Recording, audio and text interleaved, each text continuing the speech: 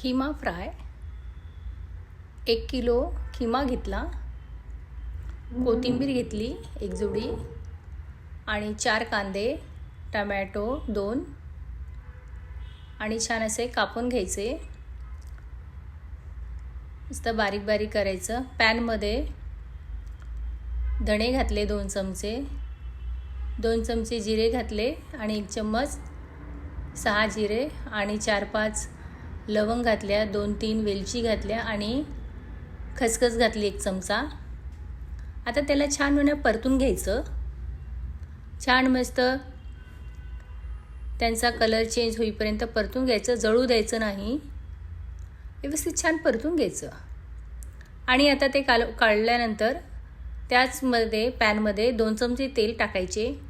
तेलाला छान थोडं तापवायचं आणि कढीपत्ता घालायचा. थोडा कढीपत्ता तडकला की त्यामध्ये कांदे घालायचे. कांदेही लालसर होऊ द्यायचे आणि लालसर कांदे झाले की मग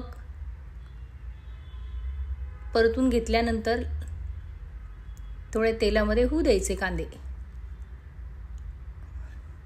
आणि परतवायचं थोडं.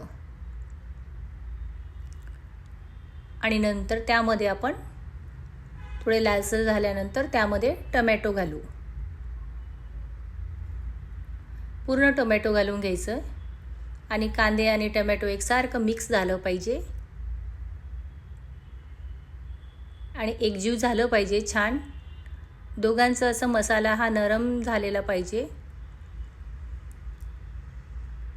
थोडंसं दोघांना तेल लागलं की टमॅटो तेलामध्ये शिजतं की अजून चांगलं लागतं, म्हणून छान होऊ द्यायचं. आणि आपण वाटलेला जो मसाला आहे तो 1 चमचा टाकला मी आणि नंतर गरम मसाला टाकला 1 चमचा, हळद टाकली अर्धा चमचा, तिखट टाकलं 2 चमचे, स्वादानुसार मीठ टाकलं आणि मी जो वाटलेला मसाला आहे तो 2 चमचे घातला.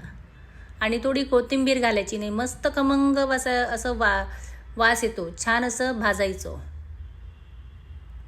मस्त भाजून घ्यायचं.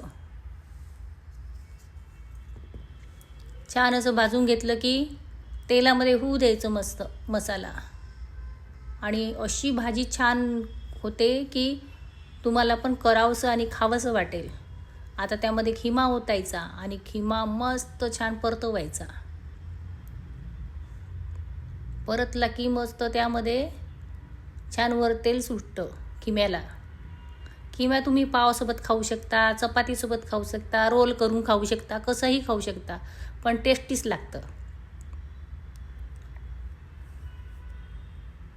आता खिम्याला पूर्ण आपण मसाला लावलेला आहे, चांगला कलर आलेला आहे मस्तपैकी. आता खिमा पण शिजतो आहे. खिमा आपण आता सुकाट टाकलेला आहे, आता आपण ते उखडलेलं नाही काय नाही, तर त्याच्यामुळे थोडं शिजायला वेळ लागते. मग आता शिजवायचं 10-15 मिनटं झाकून. त्यामध्ये पाणी नाही घालायचं, बिना पाण्याचं शिजवलं तर बघा आता मस्त तेल वर आलं आहे, खिम्याला पाणी सुटलं आहे. आता परतवायचं मस्त. परतल्यानंतर मस्त सगळीकडे मसाला लागला पाहिजे असं परतून घ्यायचं. परतल्यानंतर आत्ता त्याच्यामध्ये पाणी ओतायचं. पाणी ओतल्यानंतर मस्त शिजू द्यायचं. 1 ग्लास पूर्ण पाणी असं अख्खा ओतायचं आणि आता मस्त शिजू द्यायचं. तुम्ही पण घरी करून बघा ना, तसं खायला मस्त वाटतं. बघ कलरही मस्त आला आहे. आता झाकण ठेवायचं मस्त. आता 15 मिनटं खद शिजू द्यायचं. आता शिजला, आता झाकण काढलं. आता बघा खिमाचा सुगंध कसा वास येतो आहे. कोथिंबीर घालायची मस्त आणि आता सर्व करायचं. आता मी बाउलमध्ये सर्व करते. बघा किती मस्त 1 चमचा टाकते तर किती मस्त वाफ येतो आणि कलरही दिसतो मस्त. असा खिमा टाकायचा, त्याच्या कोथिंबीर टाकायची, वरून थोडे कांदे घालायचे तर अजून चांगलं वाटतं. असं तुम्ही कांदे घालून बघा वरून, खायला इतकं छान वाटतं. माझ्या चॅनलला लाईक आणि सबस्क्राईब करा, सुलू रसोईला. आता आपला खिमा तयार झालेला आहे मस्तपैकी. चपातीसोबतही खाऊ शकता. मस्त लोणचंही ठेवलं आहे मी.